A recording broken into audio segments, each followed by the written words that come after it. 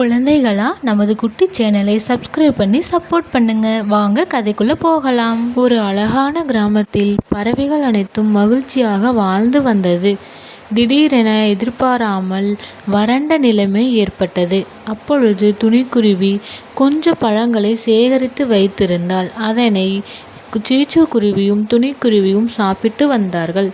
ஒரு நாள் காகம் அந்த பழங்களை திருடிவிட்டு சென்றது. மறுநாள் எழுந்து பார்த்ததும் பழங்களை காணவில்லை. அப்பொழுது சீச்சு குருவி, அம்மா, எனக்கு மிகவும் பசிக்கிறது அம்மா என்று கூறினாள். அதற்கு துணிக்குருவியோ, சரி சீச்சுமா, நான் போய் காட்டில் ஏதாவது கிடைக்குதான்னு பார்த்துட்டு வரேன் என்று சொல்லி துணிக்குருவி காட்டிற்குள் அங்கும் இங்கும் அலைந்து திரிந்தாள். ஆனால் ஒரு உணவுப் பொருள்களும் கிடைக்கவில்லை. ஒரு ஆற்றில் அமர்ந்து அழுது கொண்டு இருந்தாள். ஐயோ, என் குழந்தை ரொம்ப பசியாக இருப்பாள், நான் உணவை எடுத்து வருவேன் என்று எனக்காக காத்திருப்பாள் என்று புலம்பிக் கொண்டு இருந்தாள். அப்பொழுது அங்கு தேவதை தோன்றினாள். குருவியே, உனக்கு என்னாச்சு? ஏன் இப்படி அழுதுட்ருக்க என்று கேட்டாள். அதற்கு துணைக்குருவியோ, எங்கள் வீட்டில் கொஞ்சம் பழங்களை வைத்திருந்தேன், அதை யாரோ திருடிட்டு போயிட்டாங்க. இன்றைக்கி என் குழந்தை பசிக்குதுன்னு அழுகுது. நான் பழங்களை எடுத்துகிட்டு வருவேன்னு பசியோடு காத்திருக்கும். ஆனால் இந்த காட்டில் எங்கேயுமே பழங்கள் கிடைக்கவில்லை என்று அழுது புலம்பியது. அப்பொழுது வனதேவதை ஒரு புத்தகத்தை கொடுத்தது.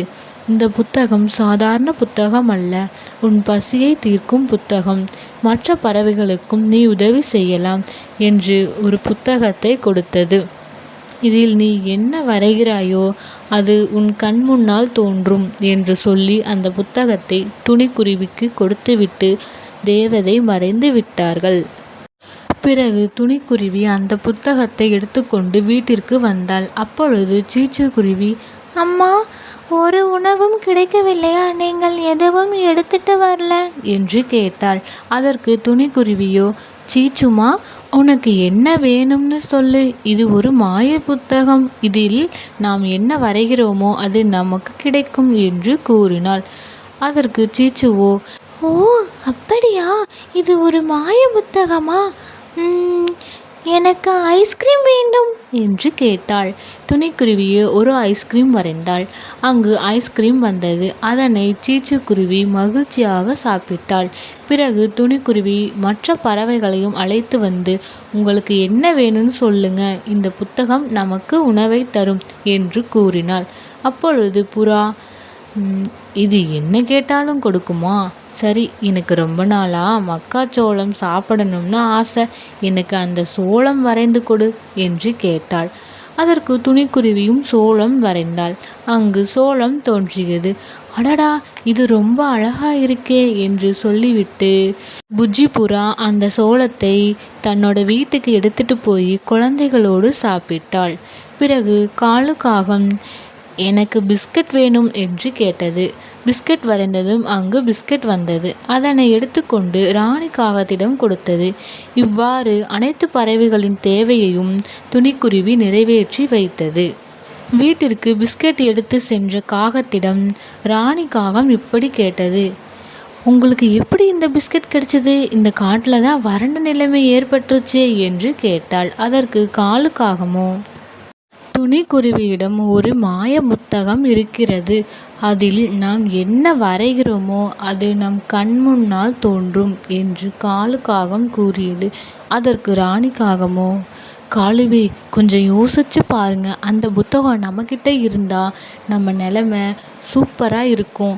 அது அந்த துணிக்குருவியிடம் இருந்தால் துணிக்குருவிதான் இந்த காட்டுக்கு ராணி என்று கூறியது. ஆமாம், அதற்கு இப்போ என்ன செய்யலாம் என்று காகம் கேட்டது. அதற்கு ராணி காகமோ, அந்த புத்தகத்தை நம்ம போய் எடுத்துட்டு வந்துடலாம் என்று திட்டம் தீட்டினார்கள். இரவு ஆனதும் துணிக்குருவியும் சீச்சுக்குருவியும் தூங்கும் நேரத்தில் காகமும் ராணி காகமும் துணிக்குருவியின் வீட்டிற்கு சென்று புத்தகங்களை திருடிவிட்டு வந்து விட்டார்கள். மறுநாள் புஜ்ஜி புறா துணிக்குருவியின் வீட்டிற்கு சென்று சோளம் வாங்கிவிட்டு வரலாம் என்று பறந்து வந்தது. வரும் வழியில் ராணி காகமும் காகமும் நிறைய பழங்களை வைத்து கொண்டிருந்ததை பார்த்தது. பிறகு புஜ்ஜி புறா துணிக்குருவியை வழியில் பார்த்தது. துணிக்குருவியே, எனக்கு ஒரு சோளம் வரைந்து தருகிறாயா என்று கேட்டது. அதற்கு துணிக்குருவியோ, இல்லை புஜ்ஜிபுரா, என்னுடைய புத்தகத்தை யாரோ திருடி விட்டார்கள் என்று கூறியது. அதற்கு புஜ்ஜிபுராவோ, ஓ அப்படியா, நான் வரும் வழியில் காலுக்காகவும் ராணிக்காகவும் நிறைய பழங்களை வைத்து கொண்டு பேசிட்டு இருந்தாங்க. அப்ப இந்த புத்தகத்தை அவங்க தான் எடுத்திருக்கணும் என்று புஜ்ஜிபுரா கூறியது. அதற்கு துணிக்குருவி, அப்படியா, வா நம்ம போய் கேட்கலாம் என்று இருவரும் காலு காகத்தை பார்த்து என்னுடைய புத்தகத்தை திருப்பிக் கொடு என்று கேட்டாள் துணிக்குருவி. அதற்கு காலு காகமோ, தர முடியாது, என்ன பண்ண முடியுமோ பண்ணிக்கோ என்று திமிராக பதில் சொல்லியது காலு காகம். பிறகு காலு காகத்தின் மனைவி ராணி காகம் விளையாட்டிற்கு புலியை வரைந்து பார்க்கலாம் என்று நினைத்து புலியை வரைந்தது. அங்கு உண்மையான புலி தோன்றியது. அந்த புலி காலு காகத்தையும் ராணி காகத்தையும் அடித்து கொன்று விட்டது. இந்த உண்மையை அறிந்த துணிக்குருவி, இந்த காட்டில் அந்த புலியை வாழவிட்டால் மற்ற பறவைகளுக்கும் இதே தொல்லைதான் வரும் என்று நினைத்து புலி இருக்கும் இடத்திற்கு தேடி சென்றது. அங்கு புலியை பார்த்தவுடன் ஒரு மரத்தின் மேல் அமர்ந்து அந்த புத்தகத்தில் இருக்கும் புலியை லப்பரால் அழித்தது. பிறகு புலி மறைந்து விட்டது. இந்த உண்மையை அறிந்த மற்ற பறவைகள் துணிக்குருவி இருக்கும் இடத்திற்கு வந்து துணிக்குருவியை பாராட்டினார்கள்.